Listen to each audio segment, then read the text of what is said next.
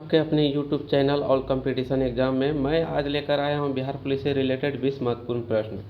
जी हां, आने वाले बिहार पुलिस में यहां से 20 प्रश्न पूछे जा सकते हैं। तो चलिए शुरू करते हैं। इससे पहले यदि आप हमारे चैनल के साथ जुड़ना चाहते हैं तो हमारे चैनल और कंपटीशन एग्जाम में को सब्सक्राइब एवं बेल आइकन का बटन दबा दें ताकि आने वाली वीडियो आप तक पहुँच सके। चलिए शुरू करते हैं। आज का पहला प्रश्न, ठीक है। आज का अंक जी 10 क्वेश्चन आपका रहेगा बिहार पुलिस से रिलेटेड और स्टैटिक जीके रहेगा 10 क्वेश्चन। चलिए स्टार्ट करते हैं। फर्स्ट क्वेश्चन नंबर, निम्नलिखित में से क्या पूंजी का कार्य नहीं है? मूल्य अंतरण, मूल्य संग्रह, कीमत स्थिरीकरण या मूल्य मापन। तो इसका आंसर हो जाएगा आपका ऑप्शन नंबर सी, कीमत स्थिरीकरण। चलिए आगे बढ़ते हैं। बंद अर्थव्यवस्था का क्या अर्थ है? ऐसा देश जिसमें कोई आयात या एवं निर्यात ना हो। Option number D. चलिए आगे बढ़ते हैं। गंधार काल किसके अधीन फूली फली? कुषाण काल, सातवाहन काल, गुप्त काल, मौर्य काल। इसका आंसर हो जाएगा आपका कुषाण काल, ठीक है, ऑप्शन नंबर ए। चलिए आगे बढ़ते हैं। जहाँ कोई कानून नहीं होता वहाँ कोई स्वतंत्रता नहीं होती, यह कथन किसने कहा था? Bentham, Lenin, marks, John Locke. इसका आंसर हो जाएगा ऑप्शन नंबर डी, ठीक है। चलिए आगे बढ़ते हैं।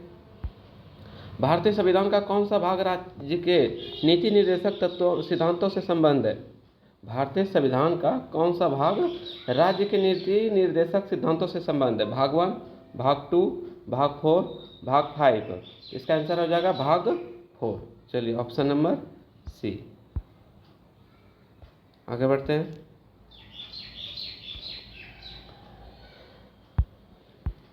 भारत के संविधान में 44वें संशोधन मौलिक अधिकार की श्रेणी में निम्न में से किस अधिकार को हटा दिया गया? इसमें संपत्ति के अधिकार को हटाया गया था। 44वें संशोधन के अंतर्गत किसको हटाया गया था? संपत्ति के अधिकार को। ऑप्शन नंबर हो जाएगा सी। चलिए आगे बढ़ते हैं। निम्नलिखित में से कौन भारतीय अर्थव्यवस्था के प्राथमिक क्षेत्र के अंतर्गत आता है? चीनी उद्योग, डेयरी, बैंकिंग, वस्तुओं का परिवहन। इसका आंसर हो जाएगा ऑप्शन नंबर बी, डेयरी, ठीक है। चलिए आगे बढ़ते हैं। बिहार में कृषि विश्वविद्यालय स्थापित है, यह अपना मुजफ्फरपुर डिस्ट्रिक्ट में है, ठीक है, ऑप्शन नंबर सी। चलिए आगे बढ़ते हैं। जापान की संसद को किस रूप में जाना जाता है? Diet, Dail, Yuan, Tokyo. तो इसका आंसर हो जाएगा ऑप्शन नंबर ए, डाइट, ठीक है। चलिए आगे बढ़ते हैं। माउंट एवरेस्ट पर चढ़ने वाली पहली अपंग महिला कौन है? ध्यान रखिएगा, यहाँ पे बोल रही है कि अपंग महिला कौन है, ठीक है। तो इसका आंसर हो जाएगा Arunima Sinha, option number B. Question number आगे बढ़ते हैं। 1917 ईस्वी में कौन सा देश प्रथम विश्व युद्ध से अलग हुआ था? अमेरिका, रूस, इंग्लैंड, जर्मनी। तो इसका आंसर हो जाएगा रूस, ऑप्शन नंबर बी। इससे पहले अभी तक अगर हमारे चैनल को आपने लाइक नहीं किया तो प्लीज़ लाइक कीजिए, कमेंट कीजिए, ठीक है, और हम इससे बेहतर से बेहतर देने का प्रयास करेंगे। चलिए नेक्स्ट क्वेश्चन स्टार्ट करते हैं। वर्षा की संधि से सर्वाधिक क्षति किस देश को हुई थी? Germany, Japan, England, France. इसका आंसर हो जाएगा आपका जर्मनी, ऑप्शन नंबर ए। चलिए आगे बढ़ते हैं। निम्नलिखित में किसे जुड़वा खनिज कहा जाता है? जुड़वा खनिज मतलब ऐसा स्थान जहाँ पे दोनों धातु प्राप्त किया जाता हो, ठीक है, दो धातु को प्राप्त किया जाता है, ठीक है। इसका आंसर हो जाएगा ऑप्शन नंबर बी। तो हम सीसा और जस्ता को एक जगह से प्राप्त किया जा सकता है। अगला क्वेश्चन, प्रथम स्वतंत्रता संग्राम के बाद मुगल बादशाह बहादुर शाह जफर को कहाँ निर्वासित कर दिया गया था? इसको निर्वासित किया गया था रंगून में। कहाँ किया गया था?